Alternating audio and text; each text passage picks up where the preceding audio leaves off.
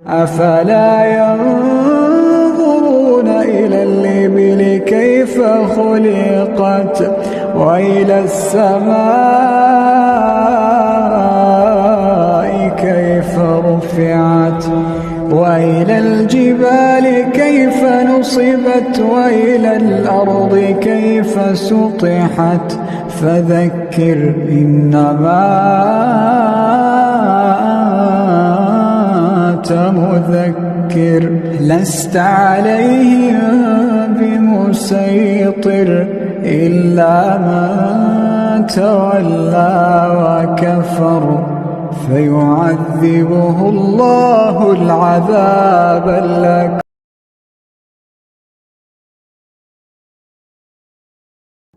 اعوذ باللہ من الشیطان الرجیم بسم اللہ الرحمن الرحیم الحمدللہ والصلاة والسلام علی رسول اللہ لا حول ولا قوة الا باللہ رب اشرح لی صدری ویسر لی امری واحلل عقدۃ من لسانی یفقہوا قولی رب زدنی علما. السلام علیکم ورحمۃ اللہ وبرکاتہ. عزت دار بھائی، عزت دار بہن، پیارے بچوں، بزرگ ساتھیوں، آپ سب کا ویلکم، استقبال ہے اس ہمارا عقیدہ کلاس نمبر 39 میں. اور الحمدللہ اللہ سبحانہ وتعالیٰ نے ہمیں پھر سے جمع کیا ہے اچھے آرام، اچھی صحت کے ساتھ، اور ہم اس نعمت کا استعمال اللہ سبحانہ وتعالیٰ کا دین سیکھنے میں لگا رہے ہیں. ہم علم کی روشنی سے فائدہ اٹھا رہے ہیں، اور اللہ سبحانہ وتعالیٰ کا سب سے بڑا احسان اللہ سبحانہ وتعالیٰ نے تمام لوگوں کو چھوڑ کر مجھے اور آپ کو جمع کیا ہے، آپس میں ہمیں جوڑ رکھا ہے. اور اللہ ہمارا جو مقصد تھا علم سیکھنا، سکھانا، لوگوں کی رہنمائی کرنا. اور رسول اللہ صلی اللہ علیہ وسلم کی میں احادیث آپ کو یاد دلاتا چلوں کہ آپ صلی اللہ علیہ وسلم فرماتے ہیں جو کوئی شخص دنیاوی مجلس میں اللہ سبحانہ وتعالیٰ کا ذکر کرتا ہے، اللہ سبحانہ وتعالیٰ کو یاد کرتا ہے، اللہ سبحانہ وتعالیٰ بھی اس بندے کو اپنی خاص مجلس میں یاد کرتا ہے. میں امید کرتا ہوں کہ یہ تمام باتیں آپ کو اچھی لگ رہی ہوگی اور تمام سوالات آپ کو سمجھ میں آ رہے ہوں گے. اللہ سے ہم دعا بھی کرتے ہیں کہ اللہ سبحانہ وتعالیٰ ہماری تمام محنتوں کو قبول کرے، آمین یا رب العالمین. میں اللہ سے امید کرتا ہوں کہ ہمارے گروپ ایڈمن کی طرف سے جو آپ کے لیے گفٹ کا انتظام کیا تھا، گفٹ فار یو، بھائی بہن بچے، ان تمام کو آپ کو اپنے جو گفٹ ہے وہ مل گئے ہوں گے. اگر کسی بھائی یا بہن یا بچے کوئز دیتے ہیں، ان کا گفٹ ابھی تک ان کو نہیں ملا یا ان کا نام نہیں، تو پلیز ہمارے جو گروپ ایڈمن ہیں ان کو آپ کانٹیکٹ کریں، ان سے آپ بات کریں کہ کیوں آپ کا انعام آپ تک کیوں نہیں پہنچا. اور آپ تمام جو بھائی بہن سنتے ہیں جو کوئز نہیں دیتے ہیں، ان کے لیے ریکویسٹ ہے کہ آپ کوئز کو اٹیمپٹ کریں. دیکھیں کہ آپ کے سامنے کوئی سوال آتا ہے تو آپ اس سوال کا جواب کو حل کرنے کے لیے جب دماغ آپ کا لگاتے ہوں، محنت، ہاتھ، دماغ، یہ تمام چیزیں، تو اللہ سبحانہ وتعالیٰ کے پاس آپ کا اس اجر لکھا جاتا ہے.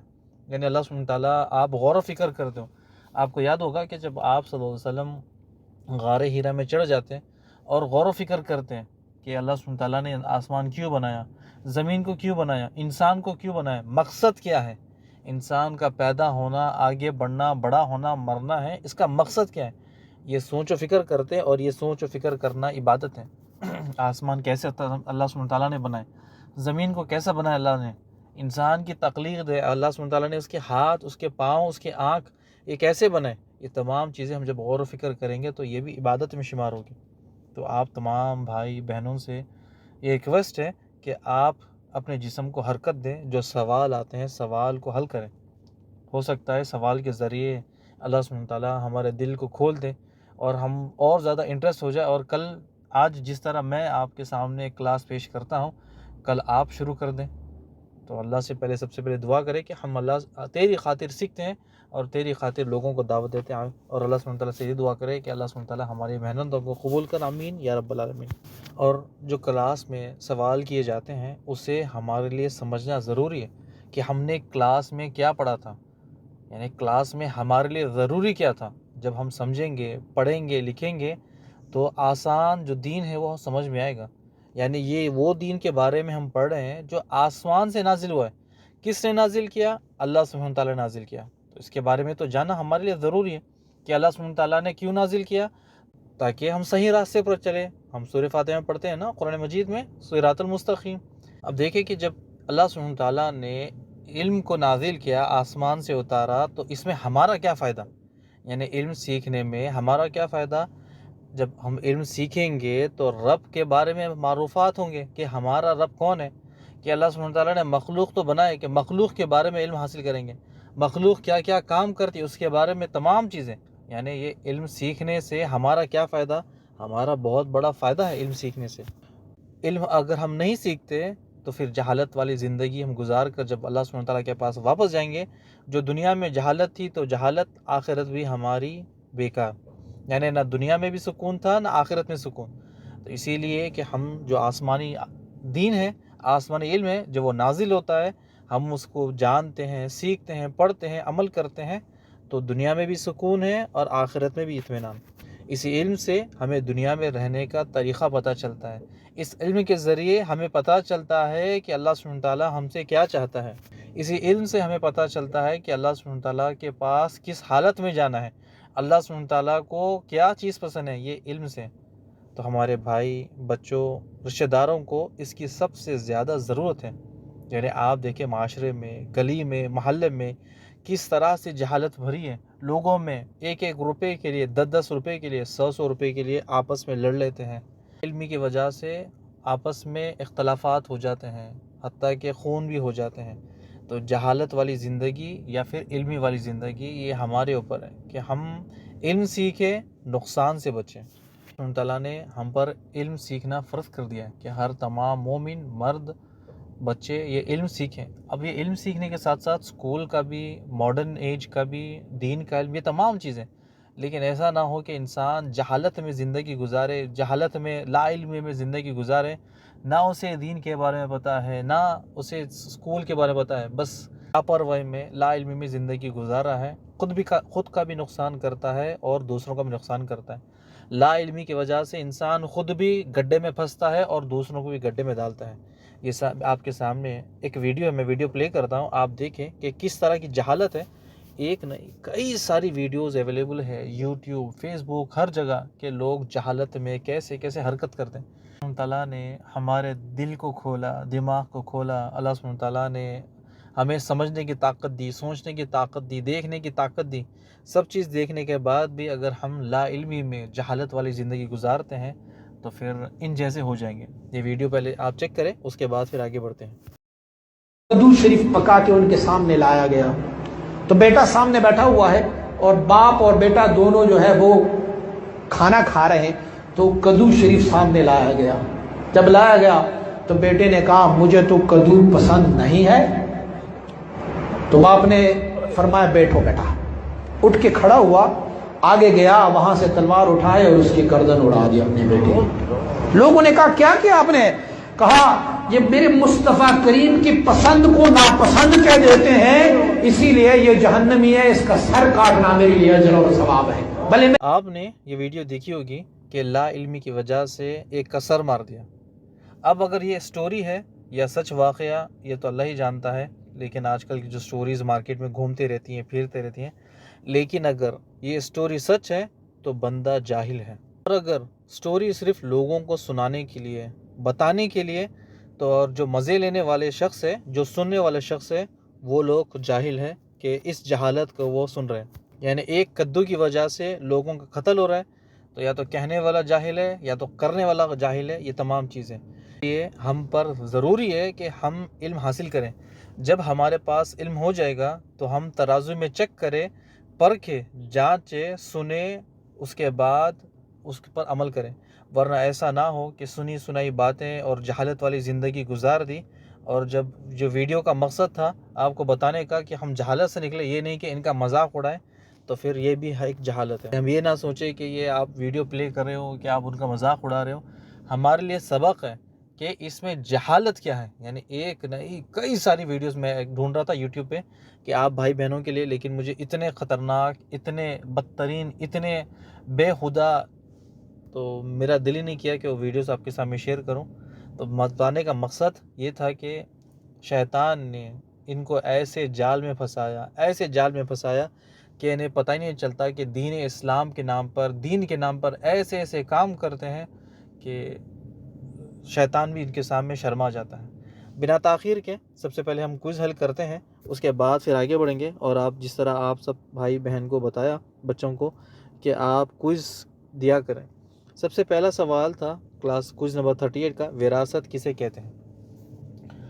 تو ایک شخص کے پاس بہت سارا مال تھا، اب وہ اپنے انجام کو پہنچ گیا، یعنی جو مال اس کے پاس بچ گیا اب وہ اس کے رشتہ داروں میں بٹ جائے گا، یہ وراثت ہے۔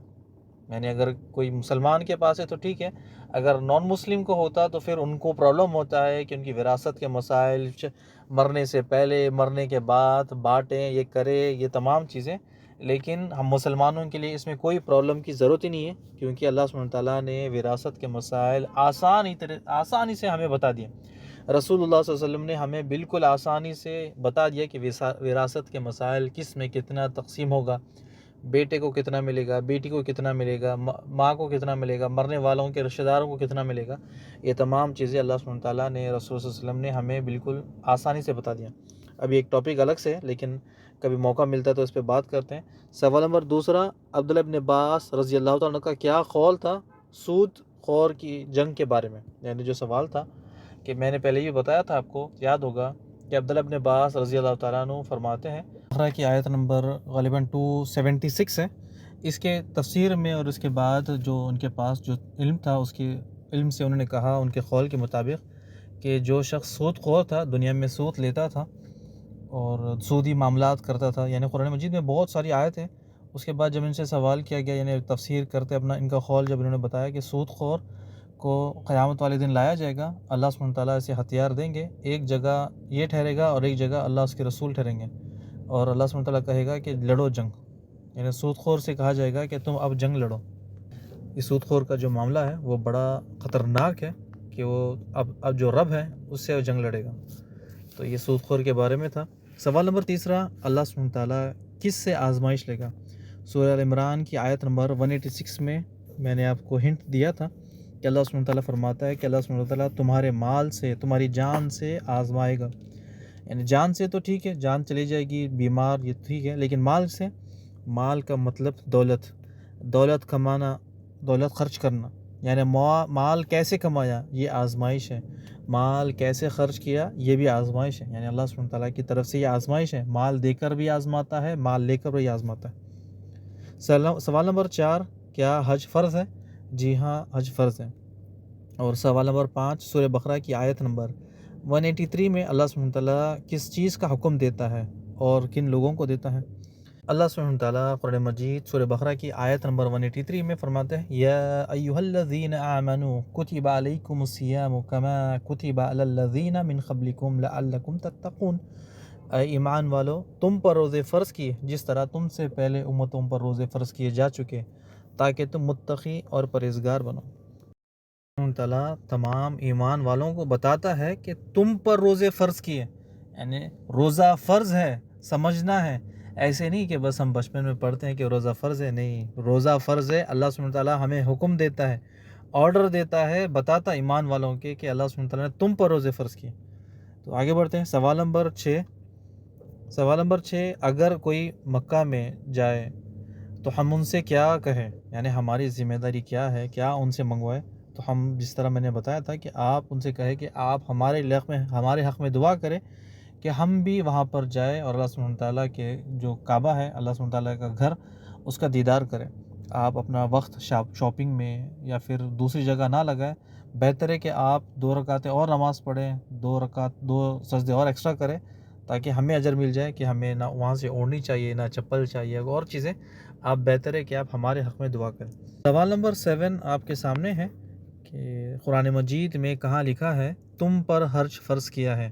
اگر تمہارے پاس مال ہے تو سورہ آل عمران کی آیت نمبر 97 میں وَلِلَّهِ عَلَى النَّاسِ حِجُّ الْبَيْتِ وَمَنِ اسْتَطَاعَ عَلَيْهِ سَبِيلًا، کہ تم پر حج فرض کیا ہے، اگر تمہارے پاس مال ہے تو پھر حج کرو۔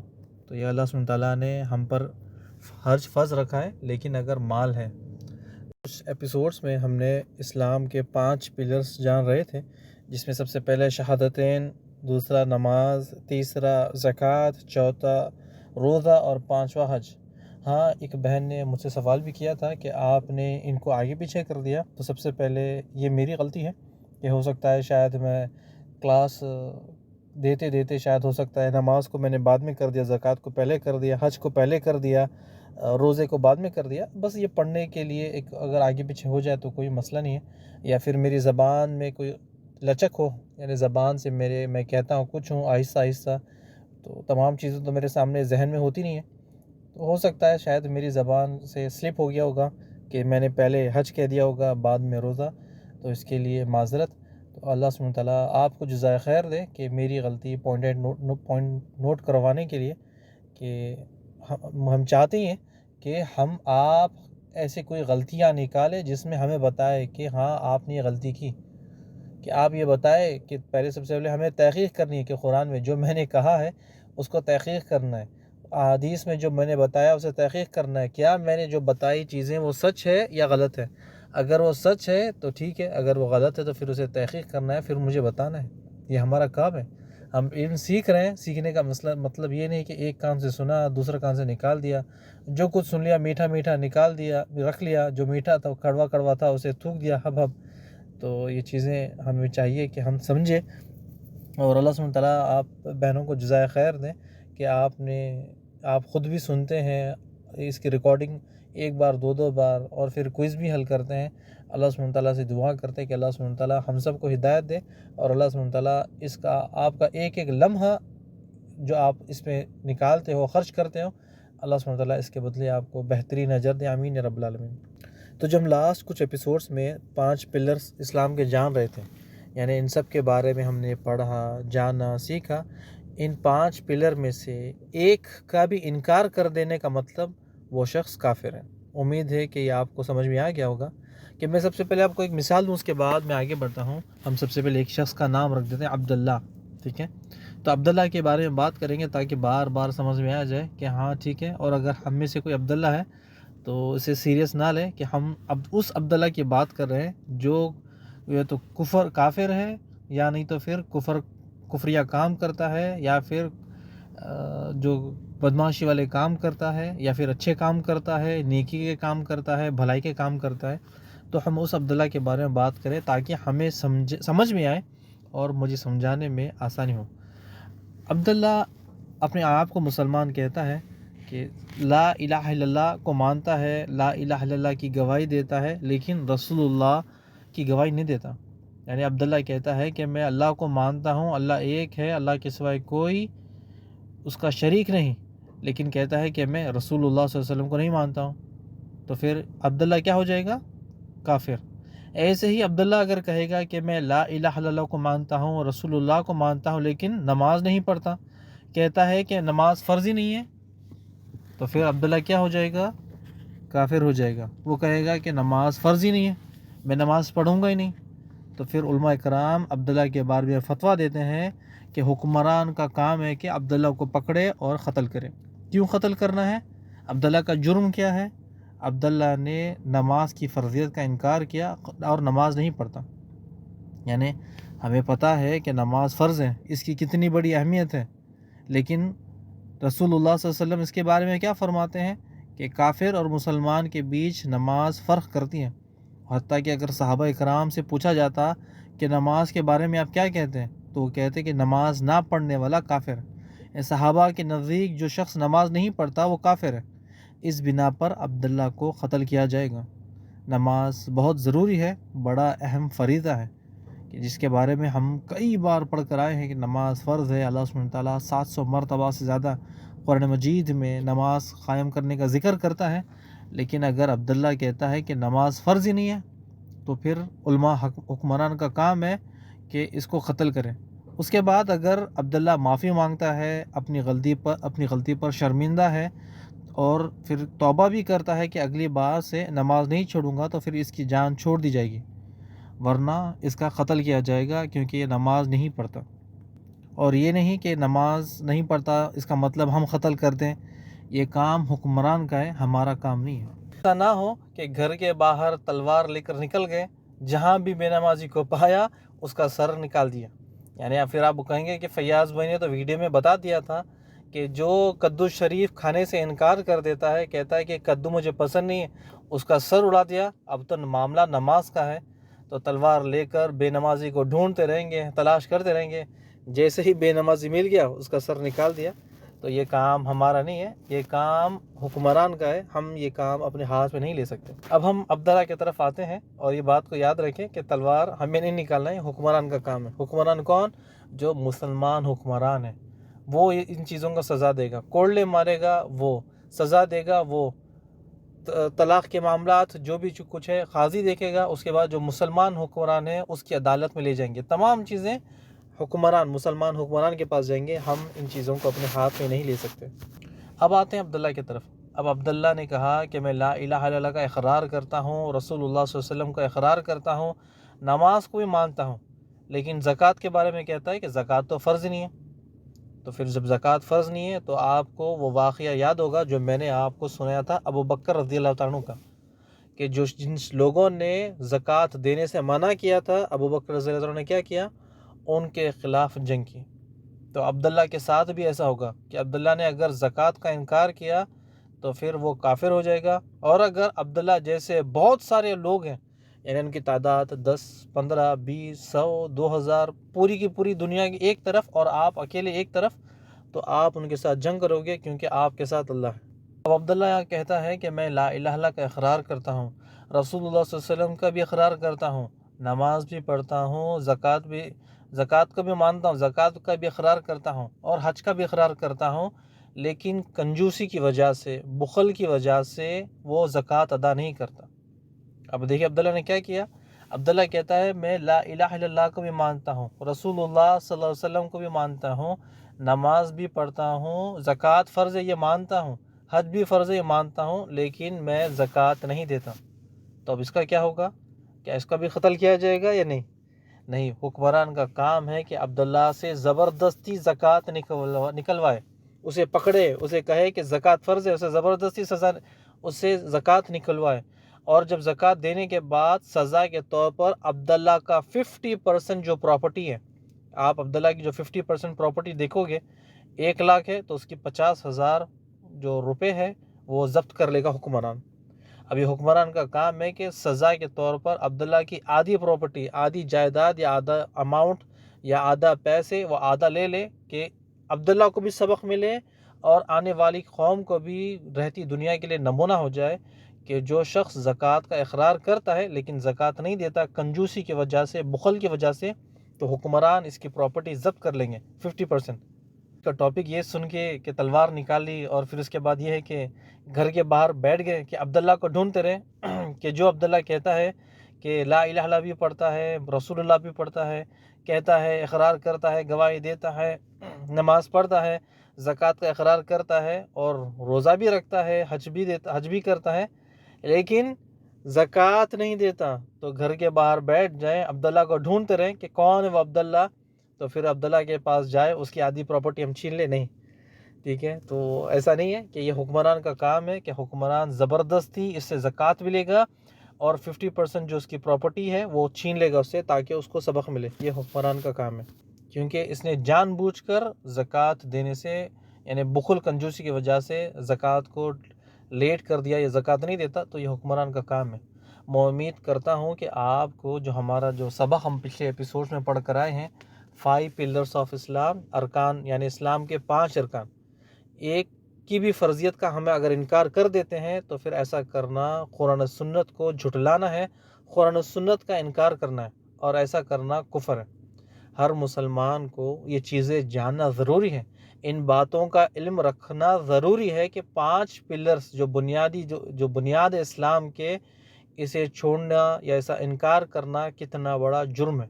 یعنی ایک کا بھی انکار کرنا تمام کا انکار کرنا ہے، ایک کو چھوڑ دینا تمام کو چھوڑ دینا ہے. اس کے ساتھ ساتھ کہ اگر آپ دیکھ لیں، ایک چھت ہے، ایک چھت کا 5 پلرز پر ہے، ایک پلر کھینچنے سے کہ اس کی بنیاد کس طرح سے ہل جاتی ہے، اسی طرح اسی کی بنیاد ہل جاتی ہے کہ اگر ایک شخص کہہ دیتا ہے کہ میں کہتا ہوں زکوٰۃ فرض نہیں ہے، میں کہتا ہوں حج فرض نہیں ہے، میں کہتا ہوں نماز فرض نہیں ہے، میں کہتا ہوں روزہ فرض نہیں ہے. ایک نہیں، مارکیٹ میں کئی ایسے لوگ آپ کو مل جائیں گے کہ کہتے ہیں کہ لا الہ الا اللہ کہہ دو، رسول اللہ صلی اللہ علیہ وسلم کی گواہی دے دو، بس ختم، تمہارا کام ہو گیا، بس تم جنتی ہو. تو یہ پڑھنا، جاننا، اس کا علم حاصل کرنا ضروری تھا. ایک کا بھی انکار کر دینا ان تمام کا انکار کر دینا ہے، کیونکہ اگر ایک دوسرے سے جڑی ہے، اگر کوئی شخص کہے کہ میں لا الہ الا اللہ مانتا ہوں، رسول اللہ کو نہیں مانتا ہوں، تو پھر وہ بندہ کافر ہو گیا۔ وہ کہتا ہے، جس طرح میں نے مثال دی عبداللہ کی، کہ وہ کہتا ہے کہ میں لا الہ الا اللہ بھی پڑھوں گا، رسول اللہ صلی اللہ علیہ وسلم کی بھی اطاعت کروں گا، لیکن نماز فرض نہیں ہے۔ جس طرح پھر میں نے عبداللہ کی مثال دی، پھر عبداللہ کہتا ہے کہ زکوٰۃ تو فرض ہے لیکن میں زکوٰۃ نہیں دوں گا، روزہ فرض نہیں ہے، یا وہ کہے گا حج فرض نہیں ہے۔ تو یہ تمام چیزیں ہم جان کر، پڑھ کر، سیکھ کر آئے ہیں، چیزیں ہمارے دل اور دماغ میں محفوظ کرنا ہے۔ آگے بڑھتے ہیں۔ آج عقیدے کے سبجیکٹ میں ہم ایمان کے بارے میں پڑھیں گے، ایمان کے بارے میں جانیں گے، ایمان کیسے زیادہ ہوتا ہے، ایمان کیسے کم ہوتا ہے، ایمان کے کتنے ارکان ہیں۔ اس ٹاپک کو شروع کرتے ہیں ہم، بسم اللہ۔ سب سے پہلا جو ہمارے سامنے سوال ہے، ایمان کیا ہے؟ یعنی ہم بچپن سے یہ الفاظ سنتے ہیں، ہماری زبانوں پر چڑھا ہوا ہے، کانوں نے کئی بار سنا ہے۔ ایک چھوٹا سا الفاظ، لیکن اس کے اندر جو گہرائی ہے، نہ کبھی ہم نے سنا ہے، نہ کبھی اس کو ہم نے سمجھا ہے، اور بہت کم لوگ ہی اسے جانتے ہیں۔ یعنی جو لوگ، جو بھائی بہن کتابیں پڑھتے ہیں، یا بچپن سے جن کو اس کی ٹریننگ ہے، جن کو اس کے بارے میں پتہ ہے کہ ایمان کے بارے میں، بس انہیں ہی پتہ ہے۔ آج انشاءاللہ اس سبق کو ہم شروع کرتے ہیں کہ ایمان ہے کیا، ایمان کسے کہتے ہیں، ایمان بڑھتا کیسے ہے، ایمان کم کیسے ہوتا ہے، اور ایمان کے جو 6 ارکان ہیں اس کو بھی ہماری یہ ذمہ داری ہے کہ ہم ان چیزوں کو یاد رکھیں۔ یاد کرنے سے ہمیں یہ چیزیں دل اور دماغ میں سیف ہو جاتی ہے، مضبوط ہو جاتی ہے۔ اس کے بعد جب ہم سے کوئی بحث کرنے والا ہوتا ہے، یا ہمیں کوئی دین کی باتیں بتانے والا ہوتا ہے، تو جب وہ ہماری بات نہیں سنتا، یا اپنی منمانی کرتا ہے، یا جھوٹی چیزیں پھیلاتا ہے، تو ان کو ہم سوال کریں کہ ہم نے یہ پڑھا ہے، قرآن مجید میں یہ موجود ہے، احادیث میں یہ موجود ہے، تو پھر ایسے لوگوں کی بولتی بند ہو جاتی ہیں۔ یعنی جو شخص اپنے آپ کو بڑے بڑے عالم کہتے ہیں، لیکن جب انہیں بیسک چیزیں نہیں پتہ، تو پھر ہم جب ان کے پوچھتے ہیں کہ آپ ہمیں اس کے بارے میں بتائیں، اس کے بارے میں بتائیں، تو پھر وہ ان کی ہوا ٹائٹ ہو جاتی ہے۔ تاکہ کبھی کبھی میرے ساتھ بھی ہوتا ہے کہ جب میں کسی کو درس دیتا ہوں قرآن کی، یا پھر احادیث رسول صلی اللہ علیہ وسلم کی، سنت کے بارے میں ان کو بتاتا ہوں، تو آگے سے میرے ساتھ کبھی کبھی بحث شروع کرنے لگتے ہیں، میرے ساتھ آرگیومنٹ کرنے لگتے ہیں۔ تو جب وہ مجھ سے سوال کرتے ہیں ایسی سوالوں پر جو بے بنیاد ہیں، تو میں کہتا ہوں کہ ٹھیک ہے، آپ مجھ سے بڑے علم رکھنے والے ہوں، تو آپ مجھے بتائیں کہ ایمان ہے کیا، یعنی ایمان کس کو کہتے ہیں۔ جب ان سے ہم سوال کرتے ہیں تو پھر ان کی بولتی بند ہو جاتی ہیں، وہ خاموش ہو جاتے ہیں، وہ جو بحث تھی وہ اسی کو ختم کر دیتے ہیں اور دوسری باتیں کرنے لگتے ہیں۔ تو ہمیں چاہیے کہ جو شخص ہم سے سوال کرے، یعنی ہم سے دین کے بارے میں پوچھتا جائے، یا پھر ہم جب ان کو سمجھاتے ہیں کہ دیکھیں قرآن میں یہ ہے، احادیث میں یہ ہے، جب وہ ہماری بات کے ساتھ ٹکراؤ کرتے ہیں، بحث کرتے ہیں، تو پھر ہم ان کو سوال کریں، آپ ہمیں بتائیں کہ ایمان کس کو کہتے ہیں، تو پھر ان کی بولتی بند ہو جائے گی۔ یعنی جو بیسک چیزیں ہیں تو ہمیں یہ جاننا ضروری ہے، سیکھنا ضروری ہے۔ اور اس کے بعد جب ہم بیسک چیزیں سیکھ لیں گے کہ اسلام کے جو 6 ارکان ہیں، اس کو ہم آگے جا کے ایک ایک کر کے پڑھیں گے، لیکن اب ضروری ہے کہ اب ہم پڑھیں کہ ایمان ہے کیا۔ ایپیسوڈ 10 میں غالباً میں نے اس کے بارے میں آپ کو سنایا تھا، آج پھر سے ہم اسے یاد کرتے ہیں کہ ایمان ہے کیا۔ ایمان سب سے پہلے زبان کا قول، زبان سے اقرار کرنا۔ دوسرا، دل کی تصدیق، دل سے اس بات کا یقین رکھنا۔ تیسرا، اعضاء سے عمل، یعنی عمل کر کے بتانا۔ ایمان نیکی سے بڑھتا ہے، برائی سے کم ہوتا ہے۔ امید ہے سمجھ میں آ گیا ہوگا۔ پھر سے میں ایک بار دوہرا دیتا ہوں۔ ایمان کیا ہے؟ زبان کا قول، دل کی تصدیق، اعضاء سے عمل، نیکی سے بڑھتا ہے اور برائی سے کم ہوتا ہے۔ ایمان کا لغتی معنی کیا ہے؟ کسی بات کو سچ ماننا، اور اس کا اصطلاحی معنی زبان سے اقرار، دل کی تصدیق، اعضاء سے عمل، یہ ہے۔ اب ہم یہاں پر رکتے ہیں اور ایمان کو سمجھتے ہیں۔ یہ جو الفاظ ہے کہ میرے اندر ایمان ہے یا نہیں، ایمان ہم کیسے چیک کر لیں، ایمان کا ہم دعویٰ کرتے ہیں، یہ تمام چیزیں ہم بچپن سے بھی سنتے ہیں کہ ہمارے اندر بھی کیا ایمان ہے۔ یعنی جو عبداللہ ایمان کا دعویٰ کرتا ہے، یعنی یاد ہوگا عبداللہ ہم نے مثال کے طور پہ نام لیا تھا، کہ جو عبداللہ اپنے اندر ایمان کا دعویٰ کرتا ہے، کہتا ہے کہ میں ایمان والا ہوں، میرے اندر ایمان ہے، کیا سچ میں ایمان ہے اس کے اندر؟ ہم بھی خود چیک کر لیں، اور عبداللہ کے بارے میں بھی ہم چیک کرواتے ہیں کہ میں یقین رکھتا ہوں کہ اللہ سبحانہ تعالیٰ ایک ہے، اس کا کوئی شریک نہیں، اور میں یقین رکھتا ہوں کہ اللہ کے رسول صلی اللہ علیہ وسلم آخر نبی ہے، سچے رسول ہے۔ میں ایمان رکھتا ہوں جو بھی وہ کہتے ہیں وہ ان کی اطاعت کرنی ہے، جن کاموں سے وہ روکتے ہیں میں ان کاموں سے رک جاتا ہوں۔ ایمان ہے کہ آپ نے جس کام کا حکم دیا وہ بالکل صحیح ہے، آپ نے کہہ دیا سود حرام ہے اور میرا اس پر ایمان ہے، آپ نے کہہ دیا شراب حرام ہے، اس پر میرا ایمان ہے، آپ نے کہہ دیا چوری حرام ہے، اس پر میرا ایمان ہے، آپ نے کہہ دیا غیبت حرام ہے، اس پر مجھے پورا یقین ہے اور میرا ایمان ہے کہ یہ بات بالکل سچ ہے۔ اب ہم خود چیک کریں کہ رسول اللہ صلی اللہ علیہ وسلم کی باتوں کا ہم اقرار کرتے ہیں کہ جو بھی آپ نے کہا، جو بھی قرآن مجید میں اللہ سبحانہ تعالیٰ ہمیں کہتا ہے، اللہ سبحانہ تعالیٰ کے بارے میں، کہ جو بھی ایمانیات کے بارے میں، ایمان کے بارے میں ہم بات کرتے ہیں، وہ تمام چیزوں کا ہم زبان سے تو اقرار کرتے ہیں، کیا ہاتھوں سے بھی عمل کرتے ہیں؟ یقین مانیے دنیا میں ایسے کئی سارے عبداللہ ہیں جن کے اندر ایمان ہے ہی نہیں۔ سود کھاتے ہیں، کہتے ہیں میرے اندر ایمان ہے، چوری کرتے ہیں، کہتے ہیں میرے اندر ایمان ہے، غیبت کرتے ہیں، حرام کھاتے ہیں، کہتے ہیں میرے اندر ایمان ہے اور مجھے یقین ہے کہ رسول اللہ صلی اللہ علیہ وسلم سچے نبی ہیں۔ تو پھر یہ ایمان کہاں گیا؟ یعنی کہتے تھے کہ میرے اندر ایمان ہے، رسول اللہ صلی اللہ علیہ وسلم اللہ کے آخری رسول ہیں، ان کی باتیں سچ ہے، لیکن تمام حرام کام کر رہے ہیں، اس کا مطلب ان کا جو ایمان ہے اس کا لیول جو ہے نا وہ بالکل نیچے۔ جس طرح ہم نے پہلے ہی آپ کو بتایا تھا کہ ایمان کی جو درجات ہیں، نیکی سے بڑھتا ہے، برائی سے کم ہوتا ہے، تو یہ ان لوگوں کا ایمان ہے، حتیٰ کہ ان کے پاس تو ایمان ہے ہی نہیں۔ کہتے ہیں کہ ہمیں اللہ پر یقین ہے، رسول اللہ صلی اللہ علیہ وسلم کی اوپر یقین ہے، لیکن رب کو رب مانتے ہی نہیں، رب کے ساتھ کبھی کبھی تو شرک کر بیٹھتے ہیں، عبادت میں کسی اور کو جوڑ دیتے ہیں، عبادت کسی اور کی کرتے ہیں، سجدہ کسی اور کے لیے کرتے ہیں، دعا کسی اور سے مانگتے ہیں، اولاد کسی اور سے مانگتے ہیں، تو یہ شخص تو ایمان والا نہیں، یہ تو کھلا کافر ہے۔ زبان سے کتنا بھی کہہ دے لا الہ الا اللہ، لیکن اگر اعضاء سے عمل نہیں کرتا تو پھر وہ ایمان والا نہیں۔ یعنی اگر ہم زبان سے کہتے رہے لا الہ الا اللہ محمد رسول اللہ، اس کی تسبیحاں پھیرتے رہے، کہتے ہیں کہ اللہ سبحانہ تعالیٰ اکیلا ہے، وہ معبود برحق ہے، رسول اللہ صلی اللہ علیہ وسلم اللہ کے نبی ہیں، آخری رسول ہیں، اس کی تسبیحاں زندگی بھر 10-20 پوری زندگی پھیرتے رہے، لیکن اگر اعضاء سے عمل نہیں کرتا تو اس کا ایمان کا کوئی فائدہ نہیں۔ تک یہ شخص برائی پر لگا رہے گا اور رسول اللہ صلی اللہ علیہ وسلم کی، اللہ سبحانہ تعالیٰ کی نافرمانی کرتے رہے گا تو یہ شخص کافر ہے۔ اور اگر کہتا ہے کہ لا الہ الا اللہ محمد رسول اللہ لیکن اعضاء سے عمل نہیں کرتا، نماز نہیں پڑھتا، روزہ نہیں رکھتا، تو اس کا مطلب اس کا جو ایمان ہے اس کا لیول لو ہے، یا تو ایمان اندر ہے ہی نہیں۔ اب ہم خود چیک کر لیں ہمارے اندر ایمان ہے یا نہیں۔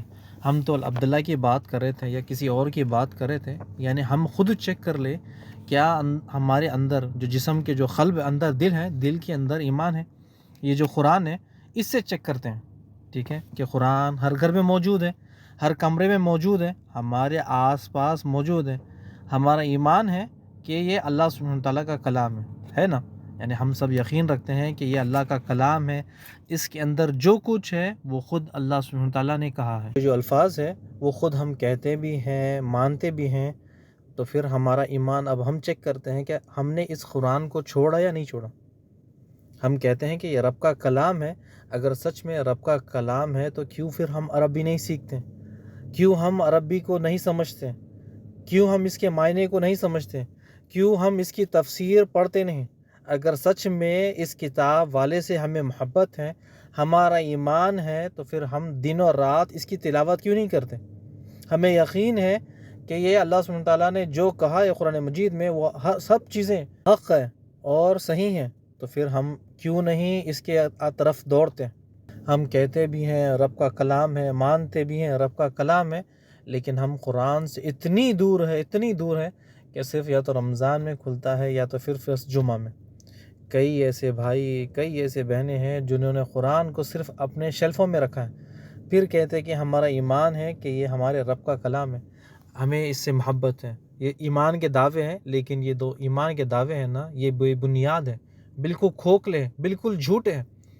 کئی سارے لوگ یہ کہتے ہیں کہ اللہ سبحانہ تعالیٰ سے ہم محبت کرتے ہیں، اللہ سبحانہ تعالیٰ سے ہم ڈرتے ہیں، اللہ سبحانہ تعالیٰ سے ہم اچھی امید رکھتے ہیں، جنت کی امید رکھتے ہیں، جہنم کے بچنے کی امید رکھتے ہیں، لیکن قرآن تو پڑھتے نہیں۔ قرآن تو عربک میں، کتنے ساری زندگی ہماری 20 30 60 70 100 گزر گئی، ہم نے کبھی عربی کو سیکھا ہی نہیں، عربی کے معنی سمجھے نہیں، پھر کہتے ہیں کہ ہم اللہ سے محبت کرتے ہیں، ایمان والے ہیں۔ تو ہم خود چیک کر لیں کہ ہمارا ایمان یا نیچے ہے یا اوپر۔ ہم کہتے ہیں کہ اللہ کا کلام ہے، ہم اسے پڑھتے ہی نہیں، بس کہتے ہیں، بولتے ہیں، عمل کرنے والے ہم میں سے بہت کم لوگ ہیں۔ تو ہمارا ایمان ہم چیک کر لیں کہ ہمارا ایمان یا لو لیول پر ہے یا ہائی لیول پر ہے۔ ہم جو کہتے ہیں وہ خود چیک کر لیں کہ ہمارے جو ہم اندر جو زبان سے نکلتا ہے، زبان کے ساتھ ساتھ کیا عمل بھی ہمارے کرتے ہیں۔ اسی لیے جو ایمان کے 3 چیزیں ہیں کہ دل کی تصدیق، زبان سے بھی اقرار کرنا، اعضاء سے بھی عمل کرنا، یہ تینوں سے، یعنی اگر قرآن کے بارے میں ہے تو سب سے پہلے قرآن کہنا کہ اللہ کا کلام ہے، اسے پڑھنا اور اس کے بعد اس پر عمل بھی کرنا، یہ تینوں چیزیں ایک ساتھ ہیں۔ بس کہیں گے ہم قرآن پڑھیں گے، رٹے لگائیں گے، ایک دن میں ایک قرآن، 3 دن میں ایک قرآن، ایک ہفتے میں ایک قرآن، جتنا پڑھتے رہے اس کا فائدہ ہی نہیں ملے گا جب تک ہم نے قرآن کو سمجھا ہی نہیں۔ ہمارے اندر ایمان ہے یا نہیں ہے، ہم خود چیک کر لیں کہ ہم کیا نیکی کرتے ہیں یا برائی سے بچتے ہیں۔ یہ تمام چیزیں، یہ ایمان خود بخود آتا نہیں ہے، خود بخود پیدا نہیں ہوتا ہے، کسی سپر مارکیٹ یا پھر بازار میں یہ ملنے والی چیز نہیں ہے۔ ایمان پیدا کرنا پڑتا ہے عمل کر کے۔ ہمیں یقین رکھنا ہے کہ ایمان ہے، اس کے بعد ایمان کو کیسے بڑھائیں، ایمان کو کیسا پیدا کرے، تو پھر یہ قرآن کھول کر ہمیں پڑھنا ہے۔ ہمارے جسم میں ایمان اگر پیدا کرنا ہے تو پھر ہمیں قرآن کو پڑھنا ہوگا، قرآن کے معنوں کو ڈیپلی گہرائی میں جا کر سمجھنا ہوگا کہ ایمان ہے کیا۔ جب ہم پڑھیں گے، جانیں گے قرآن کے اندر، تو سمجھ میں آ جائے گا یہ جو تمام اللہ سبحانہ تعالیٰ نے ہمارے لیے قرآن مجید میں سبق چھوڑے ہیں، ہمارے لیے انعامات چھوڑے ہیں، ہمارے لیے جو کہانیاں، قصے، تفصیلات جنت جہنم کے بارے میں، اس میں اور جب ہم گہرائی سے پڑھیں گے اور ڈیپلی جا کر پڑھیں گے تو ہمیں محسوس ہوگا کہ اللہ سبحانہ تعالیٰ نے ہمارے لیے تمام چیزیں رکھی ہیں۔ جب اور پڑھیں گے اس پر اور ایمان آئے گا کہ جنت پر 1 بار جنت، 2 بار جنت، 3 بار جنت، 4 بار جنت، بار بار جنت کے واقعہ آئیں گے، بار بار موسیٰ علیہ السلام کا واقعہ آئے گا، بار بار عیسیٰ علیہ السلام کا واقعہ آئے گا، بار بار اللہ سبحانہ تعالیٰ حکم دے گا نماز قائم کرنے کا، بار بار کہے گا کہ اللہ سبحانہ تعالیٰ برائی سے دور ہو جاؤ، میرے ساتھ کوئی شریک میں ٹھہراؤ، میری کوئی اولاد نہیں ہے۔ یہ تمام چیزیں جب ہم قرآن کھول کر بار بار اس کو پڑھیں گے گہرائی سے، تب ہمارے اندر ایمان پیدا ہوگا، ایمان میں مضبوطی آئے گی، ایمان ہمارا بڑھے گا۔ ورنہ پھر وہ ایمان کا کوئی فائدہ نہیں کہ ایک قرآن کی سورہ فاتحہ 10 بار رٹے لگائے، 20 بار لگائے یا 100 بار لگائے، اس سے کوئی فائدہ نہیں ہوگا۔ ضروری ہے کہ ہمارا اگر ایمان بڑھانا ہے، ایمان کو بوسٹ کرنا ہے، ایمان کو بڑھانا ہے، ایمان کو مضبوط کرنا ہے، ایمان کو پیدا کرنا ہے، تو چاہیے ہم ایک کام بس قرآن کھولے، اس کے معنی، اس کے ترجموں کو گہرائی سے اس کی تفسیر میں جائے، تب ہمارا ایمان مضبوط ہوگا، جو قرآن میں اللہ سبحانہ تعالیٰ نے ہمارے لیے سبق چھوڑا ہے۔ قرآن میں اللہ سبحانہ تعالیٰ نے ہمیں ایک ایک چیزوں کو کھول کر پڑھنے کا حکم دیا، اور جب ہم ان احکام کو کھول کر پڑھتے ہیں، سمجھتے ہیں، پھر اس پر عمل کرتے ہیں، اس سے ہمارا ایمان بڑھتا ہے۔ تو زبان سے صرف رٹے لگانے کا نام ایمان نہیں ہے، پھر بھی اپنی زبان سے کہتا ہے کہ ایک ہمارا رب ہے، لیکن اس کے اندر ایمان نہیں ہے۔ کہہ دیتا ہے کہ اللہ ایک ہے، لیکن قرآن کو تو مانتا نہیں ہے۔ قرآن میں کئی ایسے حکم آتے ہیں جو یہ شخص، کافر شخص نہیں مانتا، کہ کیونکہ وہ عمل نہیں کرتا، اور ہمارے اندر ایمان ہے۔ اللہ سبحانہ تعالیٰ ہمیں حکم دیتا ہے سود سے بچ جاؤ، میری عبادت کرو، پردہ کرو، حرام سے بچ جاؤ، حلال کھاؤ، نماز قائم کرو، اور ہم ہر حکم پر اللہ سبحانہ تعالیٰ کا جی ہاں کرتے ہیں، اللہ سبحانہ تعالیٰ کی ہر بات کو مانتے ہیں، تو اس کا مطلب ہمارے اندر ایمان ہے۔ اور ہم ایمان کو کیسے ظاہر کریں؟ عمل کر کے، تب ہم ایمان والے بنیں گے، ورنہ اس ایمان کا کوئی فائدہ نہیں۔ لوگ جو کہتے ہیں ہمارا رب اللہ ہے، ہمارا مالک اللہ ہے، ہمارا خالق اللہ ہے، ہمارا رازق اللہ ہے، اور دوسروں کے سامنے جھکتے ہیں، دوسروں سے چیزیں ایسی طلب کرتے ہیں، دوسروں سے اولادیں مانگتے ہیں، دوسروں سے دعائیں کرتے ہیں، تو ان کا ایمان اللہ سبحانہ تعالیٰ کے پاس کوئی قابل قبول ہی نہیں ہے۔ ہمیں یہ تمام چیزوں کو سیکھنا ہے تو پھر ہمیں قرآن کو کھولنا پڑے گا، اس کے معنی جاننے پڑیں گے، اس کی تفسیر پڑھنی پڑے گی۔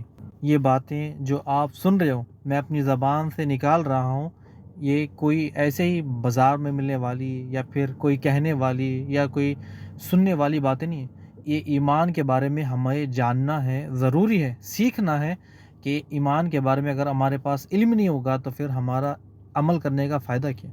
یعنی میں بار بار آپ سے کہتا ہوں کہ یہ جو عقیدے والا سبجیکٹ ہے دنیا کا سب سے زیادہ ضروری ہے۔ اس میں ہمیں پتہ چلے گا کہ ہمارے اندر ایمان ہے یا نہیں ہے، ہمیں اللہ پر یقین ہے یا نہیں ہے، ہمیں رسول اللہ صلی اللہ علیہ وسلم پر یقین ہے یا نہیں ہے۔ یعنی اللہ کو تو ہم نے نہیں دیکھا تو پھر کیسے یقین کریں گے کہ اللہ سبحانہ وتعالیٰ موجود ہے؟ رسول اللہ صلی اللہ علیہ وسلم کو تو ہم نے دیکھا ہی نہیں، لیکن ہم کیسے یقین کریں کہ رسول اللہ صلی اللہ علیہ وسلم سچ ہے؟ تو یہ تمام چیزوں کو سمجھنے کے لیے، پڑھنے کے لیے، جاننے کے لیے ہمیں قرآن مجید کا سہارا لینا ہوگا۔ قرآن مجید تمام مسلمانوں کے لیے، کافروں کے لیے، جنوں کے لیے، تمام لوگوں کے لیے رہنمائی ہے۔ قرآن مجید سب کو راہ دکھاتا ہے۔ اگر ہمارے اندر ہمارا جو ایمان کا لیول ہائی ہے ہم خود چیک کر سکتے ہیں، یعنی ایمان کو جو لیول ہے اگر ہم خود چیک کر لیں کہ ہمارے ایمان کا لیول ہائی ہے تو سب سے پہلے یہ دیکھ لیں کہ ہم اللہ کے قانون کو مانتے ہیں یا دنیا کے قانون کو۔ ساری دنیا سود کھاتی ہے، ہم سود نہ کھاتے ہیں اور سود کو نہ ہمارے قریب آنے دیتے ہیں، حتیٰ کہ سود کو منع بھی کرتے ہیں۔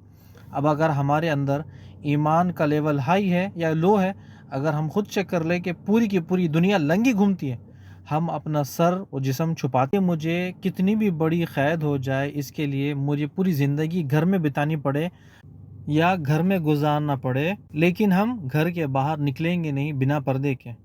ہمیں چیک کرنا ہے کہ ہمارے اندر ایمان کا لیول ہائی ہے یا لو ہے، ہم خود چیک کر لیں۔ سب سے پہلے ہمیں اللہ کے حکموں کو، اللہ کے قانون کو ماننا ہے، اللہ کی اطاعت کرنی ہے، اللہ سبحانہ تعالیٰ کی فرمانبرداری کرنی ہے۔ جسم کے ٹکڑے ٹکڑے ہو جائے لیکن مجھے پسند نہیں کہ اللہ سبحانہ تعالیٰ کا قانون توڑوں، یعنی پوری دنیا ایک طرف اور اللہ سبحانہ تعالیٰ کا قانون ایک طرف۔ دیکھ لے کہ دنیا میں ہر چیز کھلی ہے، دنیا میں حرام بھی ہے، حلال بھی ہے، دنیا میں ہر چیز اوپن ہے۔ اللہ سبحانہ تعالیٰ آپ کو دیکھنا چاہتا ہے، مجھے دیکھنا چاہتا ہے کہ میرے اندر ایمان کا کیسا لیول ہے۔ تمام چیزیں کھلی ہیں، شراب کے اڈے کھلے ہیں، سود خور کے دفتر کھلے ہیں، زنا کے گھر کھلے ہیں، میوزک کی مجلسیں لگی ہے، بازاروں میں رونق ہے۔ ان سب سے یا میرا بندہ بچتا ہے یا ان سب کے اندر جا کر ملوث ہوتا ہے، تو اللہ سبحانہ تعالیٰ دیکھنا چاہتا ہے کہ میرے بندے کے اندر کیسا ایمان ہے۔ اگر اس کے اندر ایمان ہے تو پھر وہ میری اطاعت کرے گا، رسول اللہ صلی اللہ علیہ وسلم کی اطاعت کرے گا، میری جو کتاب ہے قرآن اس کو پڑھے گا۔ فرشتوں پر اگر ایمان ہے تو پھر اسے ڈر ہوگا کہ فرشتے میرے گناہ نہ لکھ دیں، اور اگر اسے قیامت پر یقین ہے تو پھر وہ قیامت سے ڈر کر برے کام سے بچ جائے گا، اور اس کو پتہ ہے کہ یہ اچھی بری تقدیر میں نے خود لکھی ہے، تو پھر انسان بندہ خود ان کاموں سے بچ جائے گا۔ اسے پتہ ہے کہ تقدیر میں ملنا ہے تو یہ مل کے رہے گا، تقدیر میں اگر یہ نہیں ہے تو پھر نہیں ملے گا۔ دنیاوی زندگی ہم جو گزار رہے ہیں یہ پوری کی پوری آزمائش ہے، اللہ سبحانہ تعالیٰ کا ایک ٹیسٹ ہے کہ اللہ سبحانہ تعالیٰ چیک کرنا چاہتا ہے کہ ہمارے اندر ایمان ہے یا نہیں ہے، یا پھر ہم دنیا کے شور و غل میں، چمک دھمک میں گھل گئے ہیں۔ اللہ سبحانہ تعالیٰ ہمیں چیک کرتا ہے، اور حتیٰ کہ ہمیں خود چیک کرنا ہے ہر روز۔ اللہ سبحانہ تعالیٰ کو تو کب چیک کرے گا؟ قیامت والے دن، لیکن ہمیں خود چیک کرنا ہے کیا میرے اندر ایمان ہے یا نہیں ہے۔ تو انشاءاللہ اس ایمان کے بارے میں انشاءاللہ ہم بعد میں جانیں گے۔ جس طرح میں نے آپ کو بتایا تھا ایمان کا لغت معنی اور اصطلاحی معنی، کہ ایمان کیا ہے؟